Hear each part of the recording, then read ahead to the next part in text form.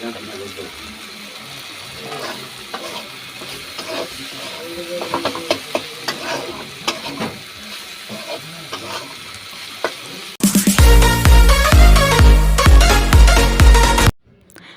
Viewers, আজকে আমরা নিয়ে এসেছি ছোট চিংড়ি মাছ দিয়ে বাদাম দিয়ে মজাদার একটি রেসিপি।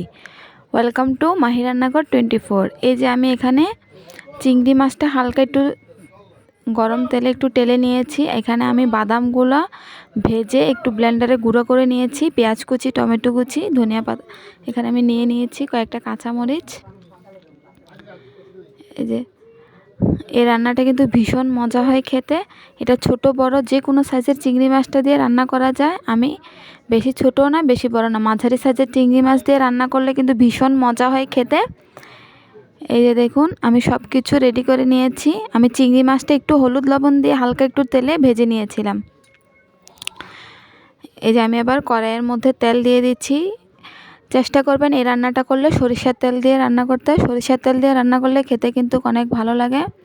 এই যে আমি সরিষার তেলটা একটু গরম করে নিচ্ছি। আমার সরিষার তেল গরম হয়ে গেছে। এবার আমি পরিমাণ মতন এখানে 2টা পেঁয়াজ কুচি নিয়ে নিচ্ছি। নিয়ে এবার পেঁয়াজটা আমি ভেজে নিব। আপনারা আমাদের চ্যানেলটাকে সাবস্ক্রাইব করবেন, আমাদের পাশে থাকবেন। এই যে আমি পেঁয়াজটা ভেজে নিচ্ছি।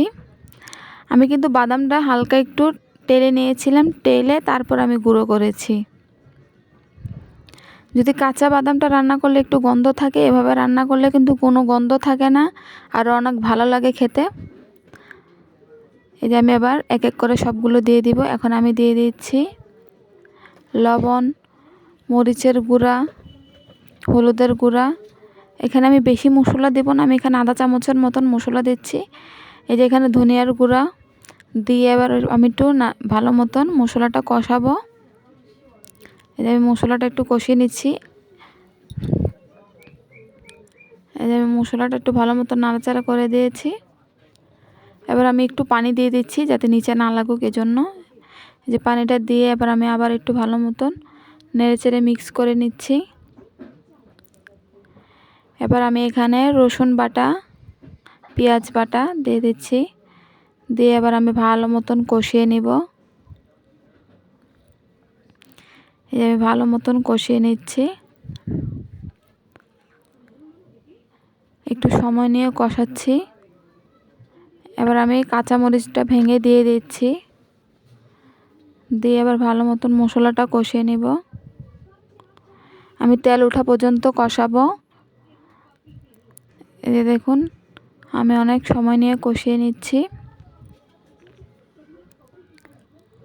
এই দেখুন, মশলার থেকে তেল উঠে আসছে, মানে আমার মশলাটা অনেকটা কষানো হয়ে গেছে। নিচে না লাগার জন্য আমি ভালো মতন মিক্স করে নিচ্ছি। এভাবে মশলাটা কষালে নিচে লাগে না। এবার আমি বাদামের গুঁড়াটা দিয়ে দিচ্ছি। আপনারা চাইলে বেটেও দিতে পারেন। আমার একটু কাজের চাপ ছিল, এই জন্য আমি ব্লেন্ডারে গুঁড়ো করে নিয়েছিলাম। এই যে আমি বাদামের গুঁড়াটা দিয়ে দিচ্ছি। দিয়ে এবার ভালো মতন কষিয়ে নিব। এই ভালো মতন কষিয়ে নিচ্ছি। এই যে বাদামটা দেওয়ার পর মশলার সাথে ভালো মতন মিক্স করে নিচ্ছি। এই দেখুন, ভালো মতন আমি মিক্স করে নিচ্ছি। একদম ঝরঝরা করে মিক্স করতে হবে। এই যে ভালো মতন মিক্স করা হয়ে গেছে। এতে মশলাটাও বাদামের মধ্যে ভালো মতন ঢুকে যাবে। এই যে ভালো মতন আমি বাদামটা একটু চাকচাক হয়ে গেছিলো, এই জন্য আমি ভালো মতন ভেঙে মশলাটা কষিয়ে নিচ্ছি। এবার আমি ওটার মধ্যে আমি চিংড়ি মাছটা দিয়ে দিচ্ছি। চিংড়ি মাছটা দিয়ে দিচ্ছি। দিয়ে এবার আমি ভালো মতন মশলার সাথে মিক্স করে নিব। এই যে আজকের রান্নাত কিন্তু আমি টমেটো, ধনিয়া পাতা এগুলো দিব না, যেহেতু এটা বাদাম দিয়ে রান্না করতেছি, এই জন্য ওগুলো দিলে কিন্তু আমি ভালো ফ্লেভার পাবো না। এই যে আমি ভালো মতন আবার আমি কষিয়ে নিয়েছি অনেকটা টাইম নিয়ে। এবার এখানে আমি কিছু পানি দিয়ে দিচ্ছি যাতে মাছটা সিদ্ধ হয়ে যাক ভালো মতন। এই যে ভালো মতন আমি একটু পানি দিয়ে ভালো মতন মিক্স করে নিচ্ছি। কিছুক্ষণ রান্না করে নিলে কিন্তু হয়ে যাবে রান্নাটা। ভালো মতন মিক্স করে দিয়েছি। এবার আমি কিছুক্ষণ এটা 5 মিনিটের মতন আমি এটা রান্না করে নেব। মাছটা একটু ভালো মতন সিদ্ধ হয়ে যাবে। যে আমি 5 মিনিটের মতন ঢাকনা দিয়ে রান্না করে নিব।